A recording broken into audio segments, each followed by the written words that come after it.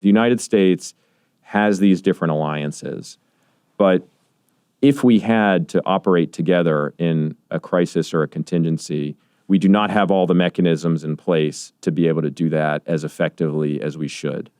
And so having a collective defense pact would allow us to do a number of things together in a coordinated way. The question that I always have when people say we need to do this because of strength of deterrence is, okay, what's the marginal gain here? The argument that we're better off burying our head in the sand, to me, is not a viable argument because it will result in exactly the instability that is Beijing not going to like it? Of course they're not going to like it. Why are they not going to like it? Because it is going to prevent their revisionist designs on the Indo-Pacific.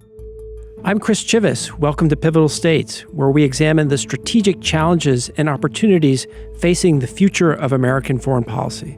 Today, I'm talking with Ely Ratner, who was recently the Assistant Secretary of Defense for Indo-Pacific Affairs in the Biden administration. Ely's now a principal at the Marathon Initiative and one of Washington's leading experts on China, specifically on U.S. defense policy toward China. So delighted to have you here with us today, Ely. I've been really looking forward to talking to you about this. Yeah, great to be here, Chris.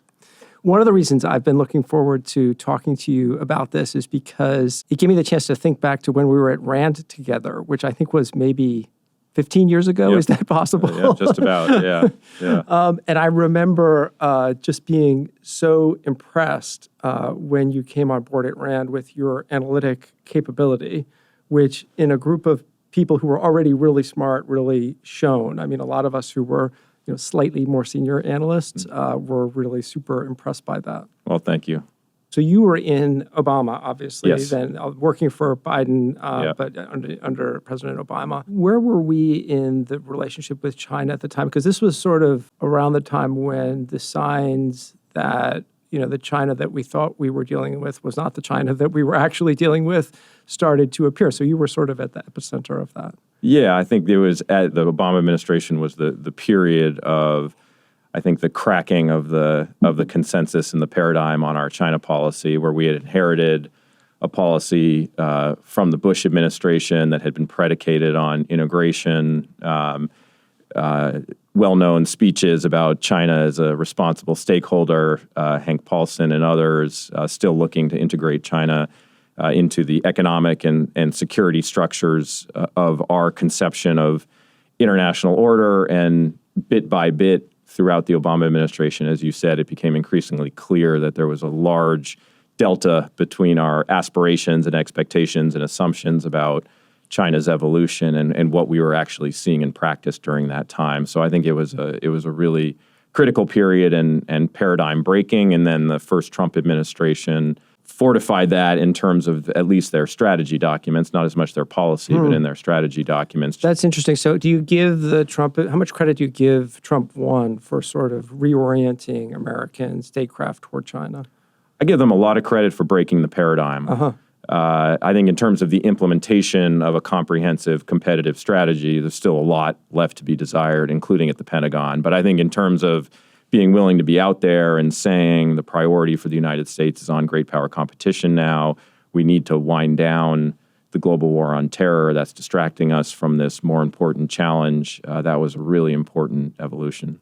I mean, it's interesting because you just made me realize that, that strategy, especially from the Defense Department under Trump, was really the brainchild of Bridge Colby, who is now the Undersecretary of Defense for Policy in the Defense Department again, and in addition, was at the Marathon Initiative, where you are now a principal. That's right, and Bridge was a former colleague of mine at CNAS as well. At CNAS, yeah. Okay. Yeah, so there's been a community of people who have been focused on the China challenge for quite some time. And it's bipartisan, which is what I'm pointing to. Yeah, I think it has been bipartisan. Which is rare in this day and age in Washington, D.C., so I think significant for that reason alone. That's right. But I think still a minority both inside and outside of government. So take me a little bit to how you saw the problem of China when you entered the Biden administration. I mean, what did you expect to be working on, and did things go more or less as planned, or were there some big surprises or changes of course that were necessary? Because you were there for all 4 years, which is in this really important position in the Defense Department. So how did it sort of unfold? Yeah, I was there for all 4 years, and what I was tasked with was running what was called the China Task Force, where I built and led a team of about 20, 25 folks from all around the Pentagon, from the military departments, from the combatant commands, from parts of the Office of Secretary of Defense, to do a down-and-in study on how was the Pentagon doing on the China challenge. Yes, we'd had this rhetorical, doctrinal shift toward great power competition and highlighting China as a primary focus, but how was that really going? And what we found after doing literally hundreds of interviews around the Pentagon is that, yes, rhetorically, people had gotten the message and were starting to turn a little bit bureaucratically, but we weren't anywhere near what we needed and what we were aiming for, which was a comprehensive and synchronized approach toward competition with China. So what we went about doing was thinking much more comprehensively, whether it's in the space of force posture or capabilities or operational concepts or information operations. How do we have a more coherent strategy? And that's the strategy, it's the processes, it's the interagency coordination, but building that more comprehensive approach and synchronized approach was so much of what we spent our time doing. Operationalizing a strategy, but how did you define the problem from the Defense Department's point of view when you entered back in 2021? Well, I think the problem was that, and this was stated very clearly in the interim national security strategy that went out right at the beginning of the Biden administration, in the national defense strategy. The problem, as it was stated repeatedly, was that China is the only country in the world with both the will and increasingly the capability to overturn and reshape the international order according to its authoritarian preferences, and in a way that would dramatically undermine the security and future prosperity of the United States. So I think the problem set was very clear. And from the Pentagon perspective, the problem is that we have a leadership in Beijing that was increasingly seeing and using the PLA and the military as an instrument of its national power, its national strategy, and that if left unfettered, it would use aggression to exact that kind of revisionism that it was aiming for. So the direction from Beijing was crystal clear, and if not for deterrence by the United States and regional allies, we were likely and still are likely to see crisis and conflict in the Indo-Pacific that would have devastating consequences for the region, the world, and the American people. So the principal problem is, and the principal objective is stopping that, and we want to stop that through deterrence, and the National Defense Strategy had integrated deterrence as its central concept, and that integrated part is about that synchronized and comprehensive approach of approaching deterrence. That's a big challenge in and of itself. I mean, it's setting the bar very high. How do you feel that the Biden administration did on that after 4 years? Well, I think we made an immense amount of progress in a number of areas. I mean, number one, we put forward a national defense strategy that for the first time ever highlighted China as the principal pacing challenge. The 2018 National Defense Strategy did shift from counterterrorism to great power competition, which but implied China, but didn't specifically call it out in the way that you did. Included Russia as well. So the 22 National Defense Strategy, the first to say China is what we call the pacing challenge for the Pentagon, meaning the principal focus of our investments and concept development and whatnot. We then developed budgets that for the first time were really closely connected to that strategy in terms of investing in the kind of capabilities that were necessary for the Indo-Pacific. Can you give a couple of examples? Well, the key areas that would be necessary, cyber, space, long-range fires, the undersea domain, a whole number of areas that were relevant to the Indo-Pacific. Then, of course, continuing to develop operational concepts that were specifically designed to deal with the operational problems in the Indo-Pacific and China's own strategy against the United States. So the joint warfighting concept very much developed with a mind toward how do we fight against the military that China is building. So the way the United States fights being as important as the materiel it has to do so. We also made generational changes in our force posture in the Indo-Pacific, meaning the places and the disposition of our forces in the region, which heretofore had been very concentrated in Northeast Asia. We were able to create a much more distributed force posture throughout the region. Which is valuable because it makes them harder to attack. Yeah, and this is something that my office, in coordination with other important stakeholders throughout the department, made tremendous progress on. That, again, we had our model of force posture in the region was very focused on Northeast Asia and Japan and South Korea, tens of thousands of troops stationed there. That doesn't really work for crisis and contingencies against China because of their missile capabilities and otherwise. What we went about doing is developing new access and force posture arrangements with Japan that allowed us greater distribution down to the Southwest Islands, more access in the Philippines, more in Australia, Papua New Guinea, other places in the Western Pacific. And all of a sudden, we are now working toward, it's not a finished product, but we are working toward a much more lethal, distributed, mobile, resilient force posture through which deterrence can be much better maintained. So I think the force posture achievements of the administration were enormous. And then the final one is just on the alliance front, which again is one that I spent a huge amount of time on. And there are two things to highlight there. One, our individual alliances, whether with South Korea, Japan, Philippines, Australia, India, all these major players, indisputably at a high water mark by the end of the Biden administration. Historically, U.S. officials has a way of saying at every meeting, this is the stronger our alliance has ever been. In this instance, it was true from a defense perspective across the board. But even more important to that, and this gets to the piece that I have written recently for Foreign Affairs, we started knitting these alliances together. And that was a huge innovation. Again, something that strategists had been writing about for a long time, but had always been sort of more theory than action.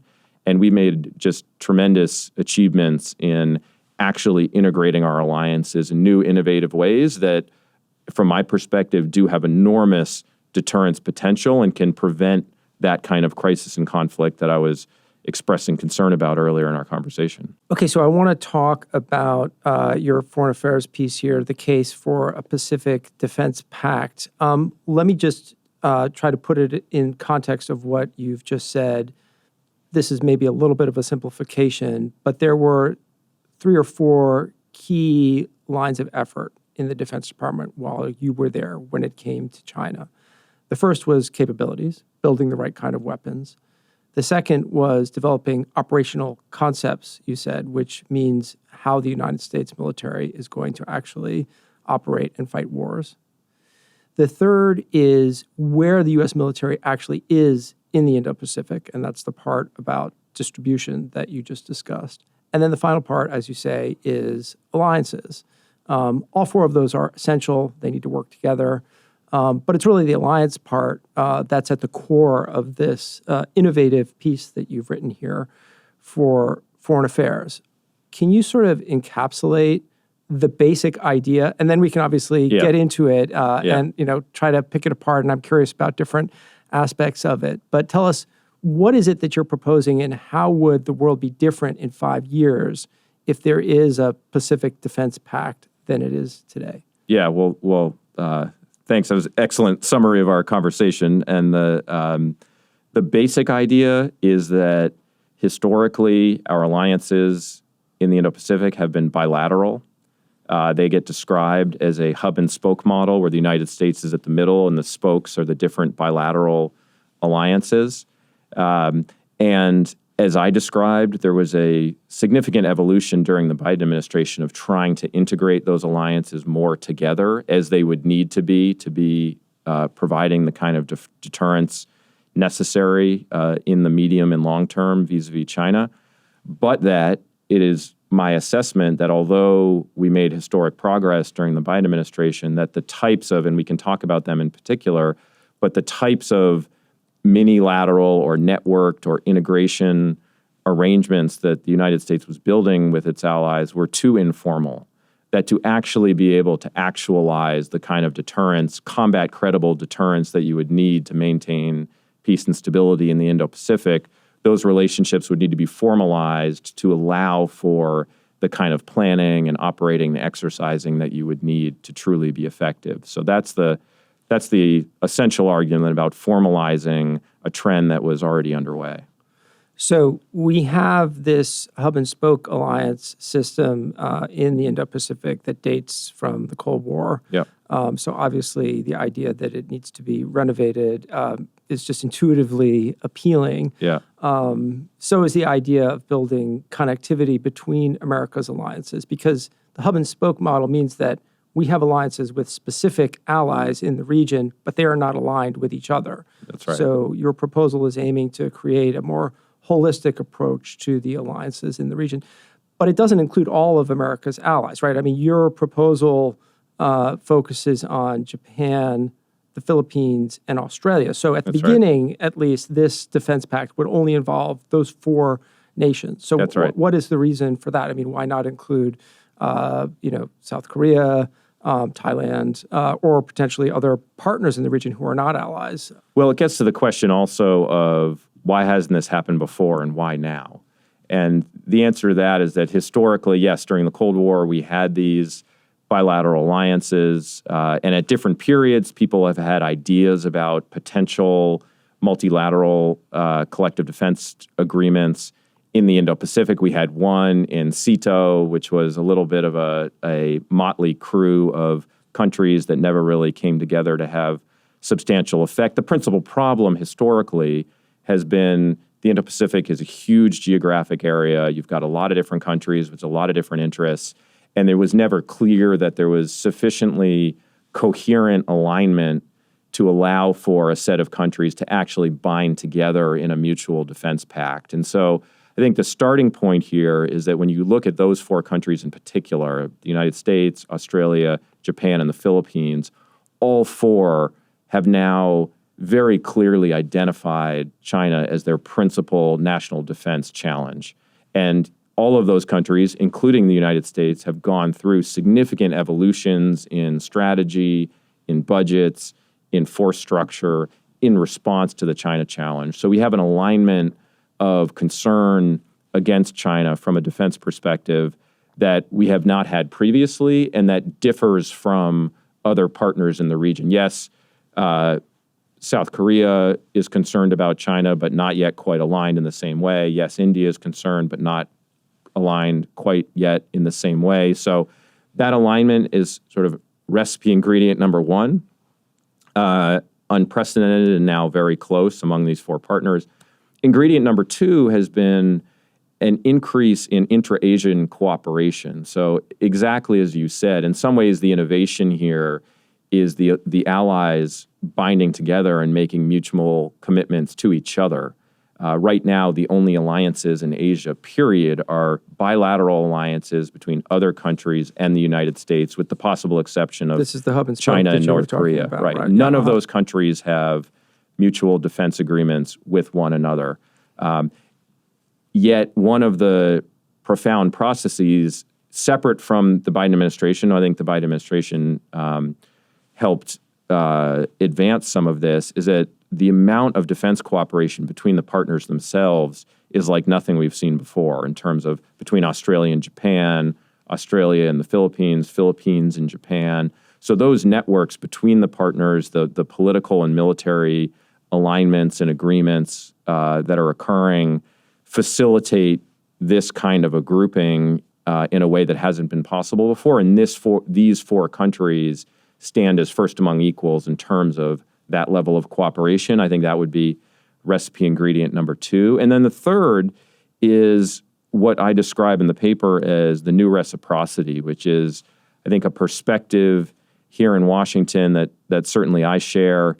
The particulars matter, but in the broadest sense, that the bargain upon which our alliances were built in the Indo-Pacific of the United States will be the predominant security provider for these partners in return for other things is neither politically nor strategically sustainable, and that these countries have to play a more pronounced role in the alliances. That's something they were all doing, but I think pushing that forward gets you more toward this kind of a collective defense pact. So those are the 3 pieces that I saw as new, different, and unique to this collective.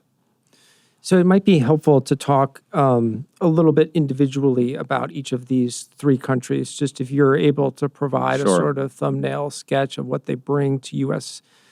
Defense and to the United States as allies. So obviously, as you, I think, point out, and it's important, we already are allies with each of these three countries. So that's a very important point. Yeah. So in that sense, it makes what you're proposing a little bit less of a heavy lift, also maybe a little bit less of a change than it could appear from the outside. I mean, which is an important point, just to jump in here for a second, because there's often a knee-jerk reaction to this concept of, well, what about Trump? How can we even talk about this under a Trump administration? And again, yes, the United States already has defense treaties with these countries. The principal innovation here is them aligning with each other. There is no new or additional commitment or burden upon the United States in this proposal. And I think that's an important point, because I had that bias when I first read it. I said, in Asian NATO, I don't think that's, knowing a lot about NATO, I'm not sure that that's really that feasible or such a good idea. But obviously, you point out we already have them as allies. Let's try to go through each of them, because these are very different countries. Yes, let's be realistic. absolutely. I mean, Japan, leading world economy, technologically extremely advanced, very close to China. Australia, much further away, although because of China's own changing military capabilities, feels a lot closer than it did 10 or let alone 20 years ago. Yeah. But a smaller economy. And a very different kind of a country. The Philippines, also a totally different story, very different kind of a geography. It's an archipelago, closer to China, has a conflict with China ongoing in the South China Seas, which worries me, to some degree. Although, again, we are already allies with the Philippines. That's right. But also, economically, much less, very, very different story from Japan or Australia. Technologically, same thing. And also in terms of its own policy towards China, kind of vacillating. So talk a little bit about the role that each of these three countries can play from the Defense Department's perspective in terms of U.S. defense strategy. What do they bring to the table now?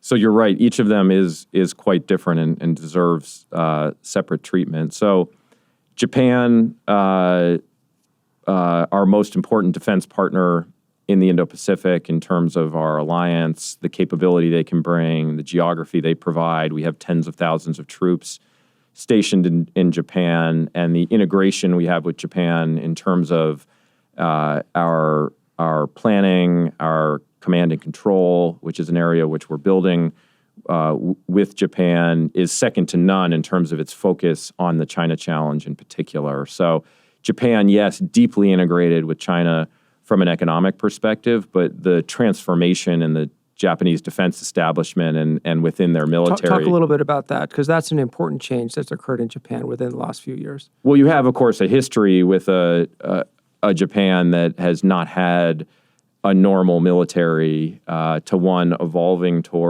more toward a normal military, but one very focused just on territorial defense and the defense of Japan, to one to now starting to think more and more. And this occurred under Prime Minister Abe, thinking more about being a net security provider to the rest of the region. So Japan has been slowly loosening the restrictions on its military, also its defense spending, which had historically been below 1%. They had committed to increasing that up to 2%. It may go higher from there in the coming years. So being a third or fourth largest economy in the world, when you have a 1% increase of GDP in defense spending, that's really significant. Right. Yeah. So they're a very capable military, and we're very close partners. So the opportunities are quite vast in terms of how we could be cooperating with Japan from a operational perspective. They have substantial naval capabilities. They're developing offensive strike capabilities, and the force posture and geography is really important, as are their relationships with the Philippines, Australia, and others. So they have been a leader in connecting themselves with other partners in Asia and facilitating that more networked approach. So because they are the other major power in East Asia beyond China. That's right. Yeah. That's right. And they are, it's certainly from a national security strategy perspective, very concerned about what the implications of Chinese aggression against Taiwan would mean for Japan, much less a China-led order in the Indo-Pacific would be quite detrimental to Japan's interests. Similarly, in the Philippines, a country that for a long time was very focused on internal defense, dealing with counterinsurgency problems, terrorism, and otherwise through much of the 2000s and 2010s. But as a result of some very aggressive and illegal actions by China in Philippines' exclusive economic zone and around contested territories, the Philippines itself has been transforming its national defense strategy and, frankly, its foreign policy in response to that kind of Chinese aggression. And they now have strategies to have a much more externally oriented military. Now, their military modernization is further behind. It's pretty far behind. I mean, let's be like clear. Japan. I mean, that there's a big difference between what Japan is going to be able to contribute and what the Philippines is going to contribute in any medium-term scenario. In terms of their own capabilities. So I think that's true. What I'm driving degree. at is that the importance of the Philippines to U.S. defense strategy is not their capabilities, it's their geography, right? Geography is very important as it relates to the Philippines, but their capabilities are increasing more rapidly than they have been in the past. Yes, it will be a longer build for them to be participating in a really significant capacity from a military perspective, but I think we're on that path.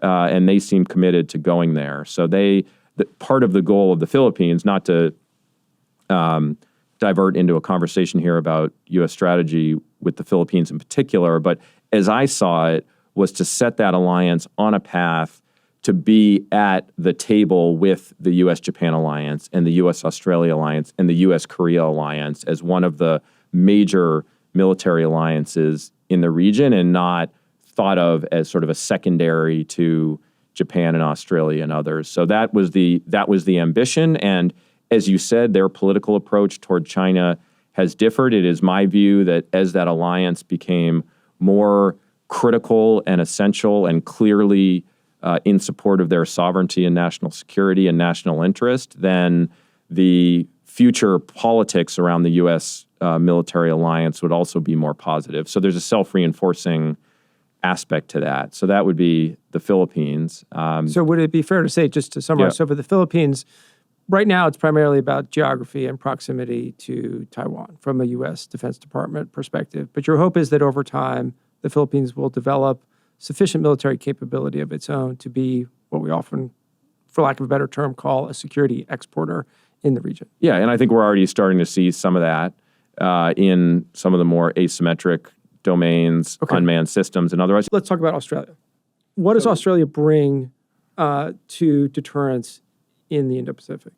So, and Australia, I'll just say in one sentence, has had a similar trajectory of having gone from a more very disaggregated national security and defense strategy to one very focused on its own defense because of the threat from China. Because its relationship with China has deteriorated so much over the course of the last 10 years. Yeah, and because of the military threat that China is posing to Australia and its interests have become severe in Australia's immediate area in the way that wasn't the case before. To the extent they had believed that geography created a sanctuary against the China military threat, I think they're disabused of that notion now. So in terms of specific contributions to deterrence, again, geography is really important because they do provide an alternative pathway into the Indo-Pacific that doesn't leave the United States overly reliant on, for instance, operating just through Japan. So there are important logistics and other types of capabilities that could be a safer route in wartime. In maintenance and repair and overhaul. So lots of different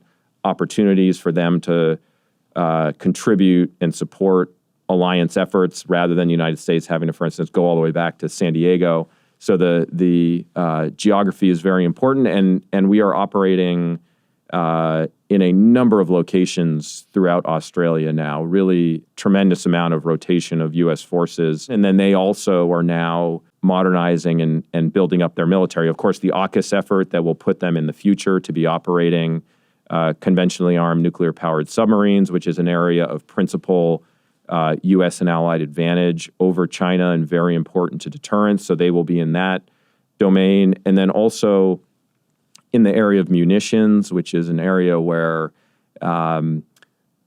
The United States and its allies overall have a capacity problem. We need a larger collective defense industrial base. Australia has been, as a national effort from the Australian defense perspective, on par with AUKUS or close to AUKUS, has been an effort to try to build up their own indigenous munitions defense industrial base, which will be important for their own capabilities, but also contributing to the overall U.S. stockpile as well. So a really important partner. Their special operations are obviously really strong. So they have a smaller military in terms of overall size, but extremely capable. Okay, so Japan, the Philippines, Australia. Your idea is to bring them together with the United States into a single alliance. Can you summarize what the main benefit in military terms would be?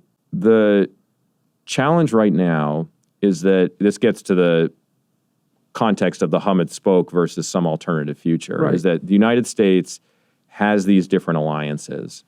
But if we had to operate together in a crisis or a contingency, we do not have all the mechanisms in place to be able to do that as effectively as we should.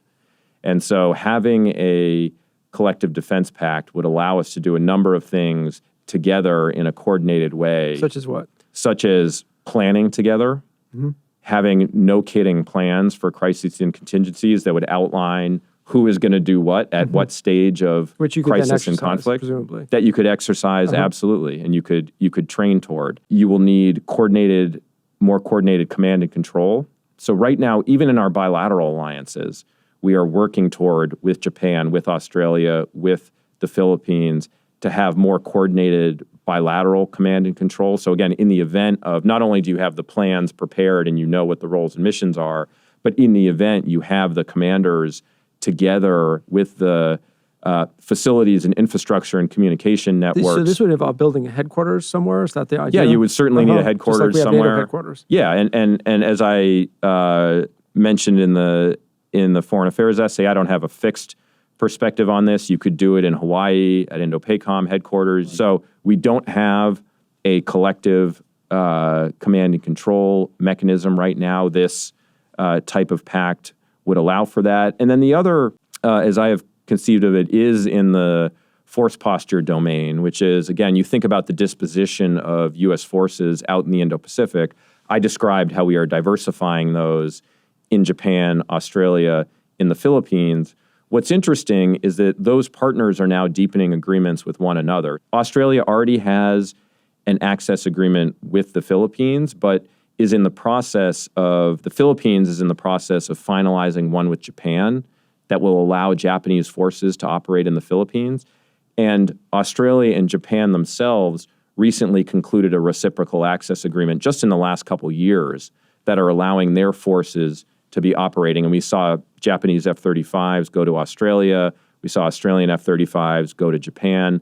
But the future vision here under a pact like this is that we would have forces, multilateral forces from these countries operating seamlessly in and out of all of these locations in the Western Pacific. And from my perspective, that creates incredible deterrent power.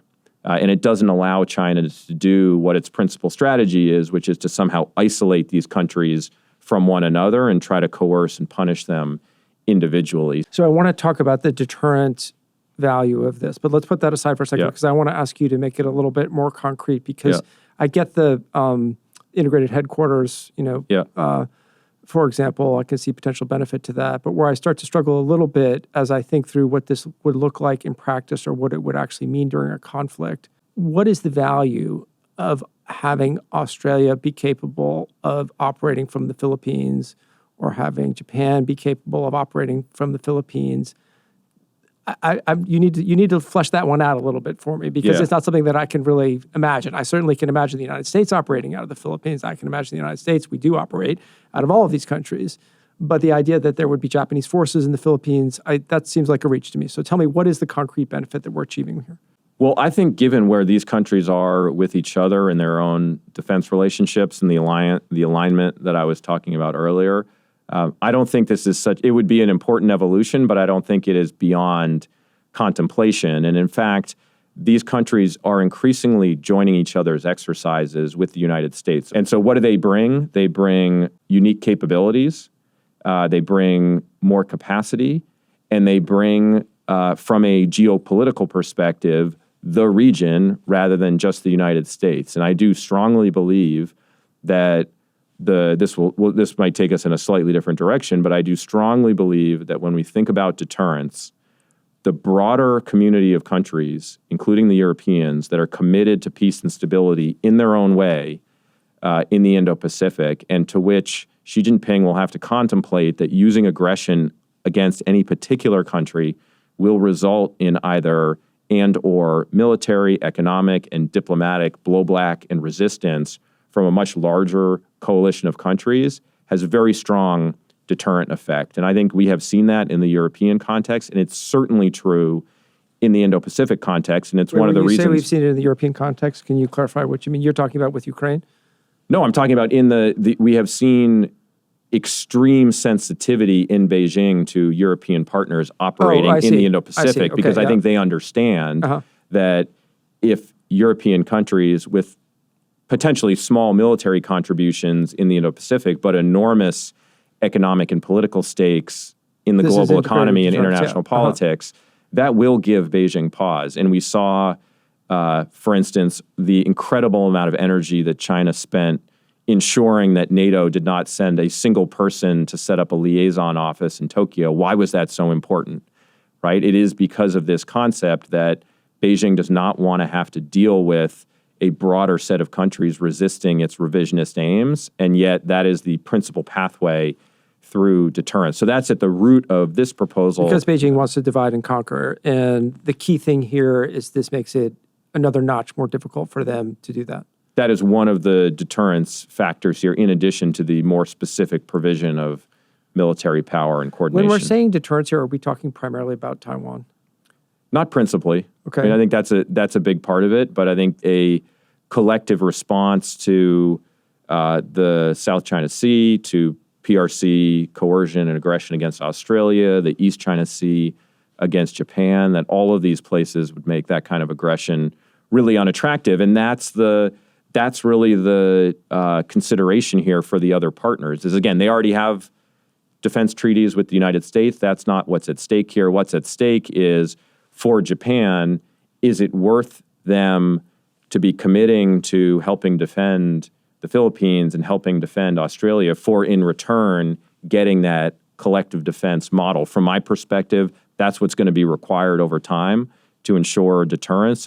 But that is the key consideration here. So let me ask a little bit, and I want to stay focused on your proposal here, but deterrence is such a crucial part of this whole equation. I wonder how strong you feel deterrence is today, because, there is a tendency in Washington to, the incentives to saying that deterrence is strong enough are low. Let's put it that way. Mm-hmm. The incentives to saying that we need more deterrence are high. Yeah. And so what I wonder, and I don't have your level of expertise in the Indo-Pacific when it comes to security questions, but I have studied it to some degree. I know something about security issues. I wonder whether or not pretty soon we're going to be at a point, at least with regard to Taiwan, where the deterrence is awfully strong. If you're talking about our extraordinary subsurface capabilities, air platforms that are coming online very soon, if you say, hypothetically, AI gives the United States another extra edge, and the difficulty of, again, we're talking about Taiwan here, that operation to begin with, it seems to me as though, there's a lot there already. So the question that I always have when people say we need to do this because of the strength of deterrence is, okay, what's the marginal gain here? You can make the case that, and I think it's a convincing case that you make, that this could add to deterrence because it doesn't allow China to divide and conquer. But how much more are we getting, and how much more do we really need? During the Biden administration, you heard officials all the way up to the secretary, and certainly I reiterated a number of times when asked this question, we did say repeatedly, deterrence is real and deterrence is strong. So you had a number of people saying, right, we believe deterrence is in place today. And the other important phrase that we said often was that we believed conflict was neither imminent nor inevitable. Right. So that was our assessment at the time. The problem is we can't hit a pause button on PLA modernization. So they are continuing to rapidly innovate capabilities that require us to continue with heightened urgency and resources. And this is the notion of the pacing challenge, to be able to maintain deterrence and keep the costs of invasion high enough for Xi Jinping not to see that as an attractive option. I think if we were overly distracted or took our foot off the gas, it is very possible that we could find ourselves in a few years or in 5 years or in 7 years and 10 years where the PLA believed they had such overmatch and we had not put in place the capabilities and the force posture and the agreements and the alliances such that they would see an opening to exact the kind of rapid and low-cost invasion precisely which they are aiming for. And so I think if we keep focus, we can maintain deterrence, but it's not going to happen just on its own. I mean, it's interesting when I think about deterrence, one of the key questions is whether or not Beijing actually understands clearly the capabilities that the United States and its allies are bringing to bear on the problem.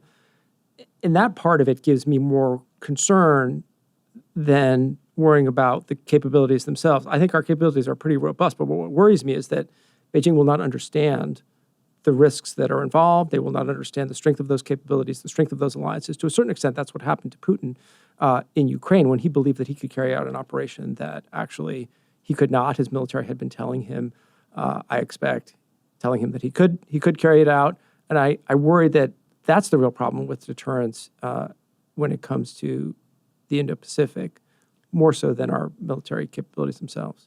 Well, it's certainly a consideration. I think the having at its root combat credible deterrence is important. You absolutely have to have it. Yeah, sure. There's no question. Yeah. And communicating that is something we thought a lot about inside the Biden administration. And you have the lingo for this inside the Pentagon. People talk about the reveal, conceal debates around as it relates to U.S. particular capabilities. Do you reveal them? Talk a little bit. Do you reveal them for deterrence, or do you conceal them? Because if you reveal them, then Beijing or others could develop countermeasures, or do you conceal them to be able to use them?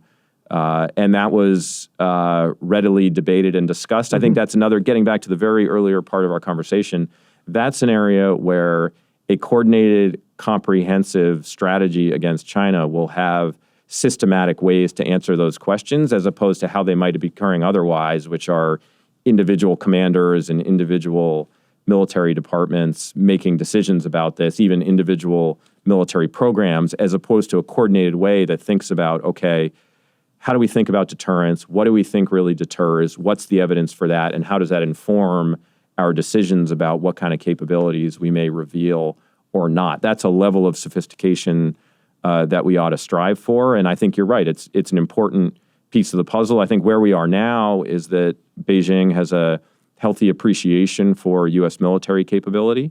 And we need to ensure that we are making the investments and the reforms and changes to keep it that way over time.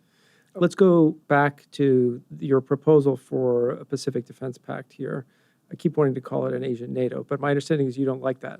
I don't like that term, in part because it is extremely loaded, and it is in many instances a PRC propaganda term to try to trigger people to not support this kind of an effort. Also, just from an objective standpoint, NATO is a pan-regional organization. This is not a pan-regional organization, and the by design, it is not a pan-regional organization. And one of the reasons why people have rejected this type of proposal historically is because they say a pan-regional organization is not possible. Nor is this somehow an exclusive security organization against other mechanisms in the region. And I think that's important too, that this would be embedded in a regional architecture that is overlapping and reinforcing with other types of arrangements and organizations. It is not the alliance to end all alliances. It is not meant to be usurping all sorts of activities that are otherwise ongoing in the region. So I just don't think NATO is the best analogy here. I do want to talk about one other benefit that we haven't touched on yet. You did mention it, and it's in the article, and this is what you call reciprocity. Because if we think about this from the U.S. perspective, I'm very focused on what additional risks does the United States take on in this. And as we've discussed, in that category, these are already allies of the United States, so the risks are not that great. But also, what are the benefits that we're going to accrue? And so far, you've articulated one of the key benefits as integrating these three allies of the United States in order to present a stronger deterrent posture against China. There is also this reciprocity element of it. Can you talk a little bit more about what you have in mind there? Yeah, sure. And again, they differ in their particulars, but in general, the bargain in U.S. defense treaties is that by and large, the United States will work with these partners to help defend them from external attack. And what I think is necessary strategically because of the nature of the China threat and politically here in Washington, which we can talk about as well, is that the context has changed so much from when those original bargains were struck, which was these countries, some of them were war-torn. They were not thriving advanced economies like they are today. The threats they faced were quite different than what they faced at the time. The degree of U.S. military primacy was different, where we didn't really need huge amounts of support from other militaries because in we the had past. such extraordinary overmatch before China was and all out, of that has changed now. Right. Not to mention increasing threats to the U.S. homeland, which is something I didn't write a lot about in this essay, but over time, this is something U.S. allies are going to have to adjust to, which is that U.S. alliances in the world are going to be as much about the defense of the United States as it is about those partners, and we need to start thinking more in those terms. That these need to be and this goes mutual for NATO defense as well. agreements. I've messaged this to allies at NATO when I've been there as an official. But the question is, but what do they bring? What does the Philippines bring to the defense of the United States? Well, maybe start with a country like Japan or Australia, right? And you can have, I think the way to concretize this a little bit is to talk about planning and roles and missions.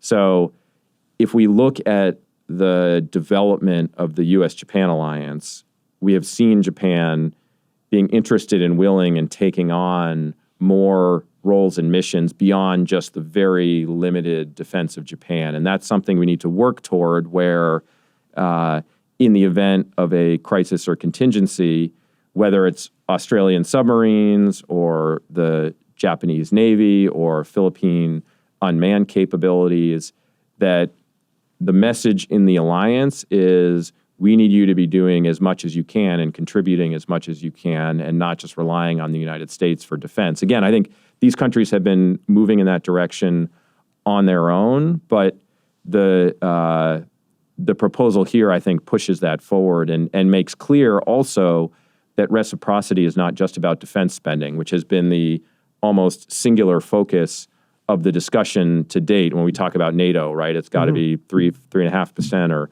5% or 2%. And many of the debates related in the Indo-Pacific have been quite focused on this question of, are they paying their fair share? But reciprocity is so much more broad than that. It's so much broader than that. And it's really a question of, is there reciprocity in terms of the access agreements and the overflight and the basing agreements that we have with these countries, in terms of the ways in which U.S. forces can operate out of them? How are they integrating the other allies and partners? And then, yes, operationally, whether it's in the air domain or undersea or an unmanned or a naval capacity, what can they really bring to the table? And yes, no country will be able to contribute as much to the United States, but I am quite confident that on the pathway that all three countries are on, Australia, Japan, and the Philippines, in terms of modernizing their own militaries, that they will have significant material contributions to make in the future. Okay, that's really helpful. Let's talk a little bit about concerns you have. Obviously, this is not something that's going to happen overnight. There are obstacles in any kind of a project like this. So let me start by asking you, what do you see as the main impediments or challenges to realizing this concept that you have? Well, I think the evolution of a proposal like this is, in some ways, it's operating in two really distinct planes. One is the degree of cooperation and integration among the defense establishments that's happening every day out in the region by military professionals and at the working level and at Indo-PACOM and with our partner militaries. And I think in that regard, things are moving toward this kind of integration. So I think that is something that needs to be shaped as it is already moving forward. And then, of course, there's a political, diplomatic layer on top that would be required for a formalization of something like this that obviously right now is in a pretty difficult spot, particularly with Japan and Australia, but would need to be worked toward over time. So I think we'll see, do the political and economic headwinds that the Trump administration is generating and facing right now in its relationships with Japan and Australia and others, do those settle or do those become worse and make this kind of political alignment much more difficult? But I guess at the end of the day, what I would say is I do think that the strategic context calls for this from the perspective of these countries. And again, the commitment that would be required here would be with each other, not enhanced commitment necessarily with the United States. So to me, the trend lines are still pushing in this direction. But yes, the rockiness in the relationships with Japan and Australia right now make it unlikely that something like this would emerge in the coming weeks, for sure. I mean, it's easy for these countries to be allies with the United States. The United States military brings an enormous amount to their defense, is essential to it, really, I would say, in all three cases. What they stand to gain from making an alliance commitment to each other is much more debatable. In fact, it made me think of, you have an academic background. From a realist perspective, alliances really are almost not necessary because countries whose interests align will naturally defend each other and naturally cooperate. And countries whose interests don't align well will not do that. And so part of what I wonder is from, say, Australia's perspective, to make a commitment to defend the Philippines simply because they have a common enemy in China is a pretty big leap. Another way that your proposal could be interpreted by Australian strategists is that this is only intensifying our problem with China by promising to go and fight in the Philippines against China over their conflict in the South China Seas, which is only of secondary or tertiary importance to Australia itself. Well, I guess two responses to that. The first is, from the realist perspective, this is happening already. And what I have written here is saying the quiet part out loud, which is this is happening already. If you really want it to work. This being cooperation. Yes. Yeah. You got to formalize it. Okay. Because the degree and the depth at which it is occurring today in this informal way is not sufficient in terms of planning and command and control and force posture and everything else we were already describing. So it is I feel like all of the pieces are on the table, and now with existing trends, they need to be brought together in a more formal capacity. So that would be the first thing. So, but hold on, let's just hold on a second. Yeah. So with that, the United States can play a role in facilitating this. Yeah. But doesn't there has to be a clear demand signal coming from these countries themselves? So let me say, this is certainly how NATO got started. I mean, as you recall, there was the Brussels Pact before the United States was involved in it. Yeah. And a small group of West European nations were calling for the United States to become more involved and to help them out. Right. Don't quite see that.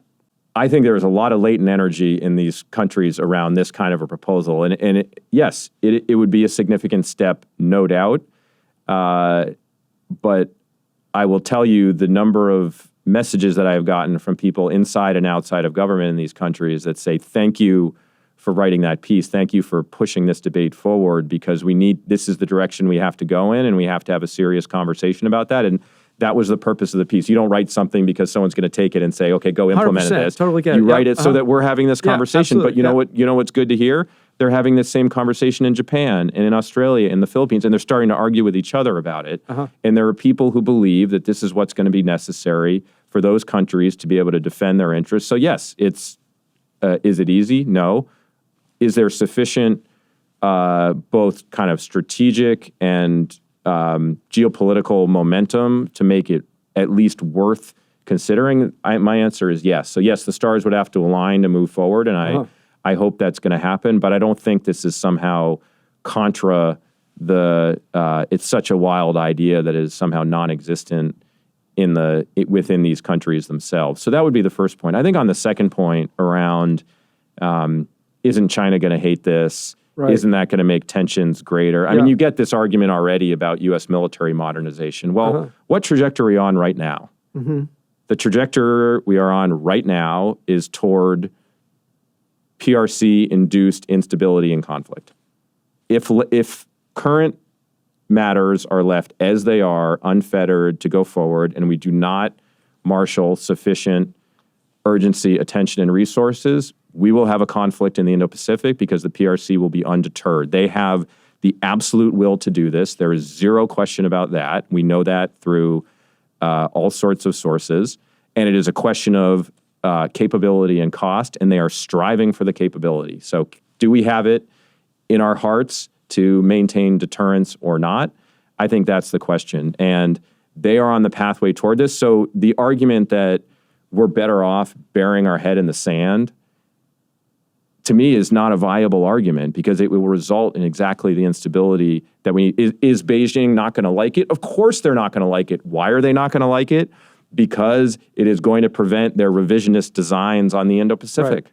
They're not going to like it. I suppose that's part of the point. It answers your question about why is it so important to do, the fact that you're even asking about concern about China's reaction. Would we need to do it in a way that was diplomatically savvy and didn't poke them in the eye and prepared for the kinds of retaliation that they would surely exact on these three countries? Of course we do. But what's the alternative? And I think this is an important question for folks. You've been doing policy in Washington forever. It's always easy to criticize any policy proposal. You got to ask the question of what's the alternative? And where does that leave us? And the alternative of not doing this, not raising tensions with China by banding together and presenting collective defense, is instability and conflict that will undermine severely our prosperity and security. And we ought to be doing everything we can to prevent that. And that's what this is about. Now, if someone wants to say conflict's unlikely and all you're doing here is creating a self-fulfilling prophecy of aggression, I understand that argument. I just think it's deeply flawed based on the facts of where we are right now. I mean, I think, obviously China is the nation in this equation that is changing the status quo across all of these domains. And obviously has to be a military response to that of a certain kind. And so I agree with you, 80 or 90%. The only thing that I would add, and maybe you agree with this as well, is that what America does in anywhere around the world is not neutral. Yep. And so, this does increase tensions, what you are proposing. You're saying that's okay. We have to accept that. But I'm only making the point that, again, our own actions are part of the equation. Yeah, absolutely. And look, I don't want to be glib about the concerns about the United States taking actions that are perceived as so provocative or destabilizing, or other partners doing so, that it leads to the type of conflicts. There are such actions, but this is not in that category. And I can accept that. Yeah. I was in the job for 3+ years, 3.5 years at the Pentagon, and doing it for the full 4. In simple terms, the art of China deterrence is don't go too fast and don't go too slow. And you got to work on those levers, and you got to make sure that you're not taking actions that are, from Beijing's perspective, are creating closing windows of opportunities, or leading to political actions that are deemed so unacceptable that they need to be responded to. Right. And so, of course, and you mentioned Taiwan earlier, that is the art and the essence of the strategy there. Right. It is not about throw everything on the table and the more. It is about how do you do this in a way that reinforces deterrence and doesn't create that kind of a self-fulfilling prophecy. And I think this kind of an arrangement, if done in the right way, threads that needle. It is fundamentally about deterrence and maintaining the status quo. The United States does not have territorial designs in the Western Pacific or to somehow invade China. The purpose of this kind of an organization is to prevent Chinese aggression, full stop. Full stop. So that's what we're there to do. And we ought to signal that, and we ought to message that, and we can operate that way, and we can exercise that way. And I think that should be palatable to the region if it's presented in the right way. And accompanied with, by the way, I make the point here, this is not meant to be a new political and economic organization. This is a military cooperative collective defense arrangement focused on deterrence. And the United States needs a comprehensive diplomatic and economic and foreign assistance strategy to make something like this work, including military-to-military engagement with China, which is something I spent a lot of time on. So really you need all that. You need all that wrapping. Absolutely. So this is not to say you don't need any of that. One of the things that I like about your proposal, Eli, is that, for me at least, it falls into the category of helping our allies and partners manage their own security better. It's a means of strengthening their own ability to take care of their own security needs and therefore be a little bit less reliant on the United States. And I think that's just healthy for the international system. So I like that aspect of including by working with each other. I mean, you were talking about realism earlier. In a world in which U.S. relative power is relatively less predominant than it was in the past, what would you expect a country like Australia or a country like Japan do? It would be to supplementing its alliance with the United States with other partners, including potentially hedging against concerns about the direction of the United States. So that's, again, I think what we are talking about here is a natural development of those kind of forces. And yes, these countries need to be investing more on their own. They want to deepen their relationships with the United States, but deepening relationships with each other is an important part of that kind of more self-sufficiency. And I see that. And again, the question then is how much should the United States be pushing them in this direction, facilitating them, and ultimately how long is it going to take? I mean, it's a very forward-thinking piece that you have here. And I guess to that point, I mean, to your question earlier about sort of actual implementation or headwinds or on something like this, there are a lot of discussions that would have to take place, as you well know. I mean, if you think about how developed an architecture like NATO is, the amount of discussions and the mechanisms, both political and military, that would have to be established and worked out about roles and missions and all headquarters and all these other types of issues, it's going to take some time. It takes some time. So realistically, we are probably looking at a window beyond the second Trump administration anyway, in terms of what it would take for something like this to actually be born. But there's a lot of work that needs to be done now. And I think that's in part my motivation for this piece, is to say to the folks who are actually working on this stuff, go after it and go after it with these kind of things in mind, even given the fact that the formalization may be on a much longer time frame. So it's a constructive idea based in, not only a high-level strategic understanding of the region, but also extraordinary experience within the Defense Department. So you're really to be commended for this. I guess we'll find out whether or not it happens. We should come back in 5 or maybe 10 years and see how this has progressed. Let's definitely do that, yeah. But Eli, I really appreciate you coming to chat with us here on Pivotal States. Yeah, I really enjoyed this. Thanks, Chris. This has been Pivotal States with Ely Ratner. We've been talking about his new article in Foreign Affairs, The Case for a Pacific Defense Pact. If you like this episode, please subscribe to Pivotal States. I'm Chris Chivvis with the Carnegie Endowment's American Statecraft Program. Thanks for listening.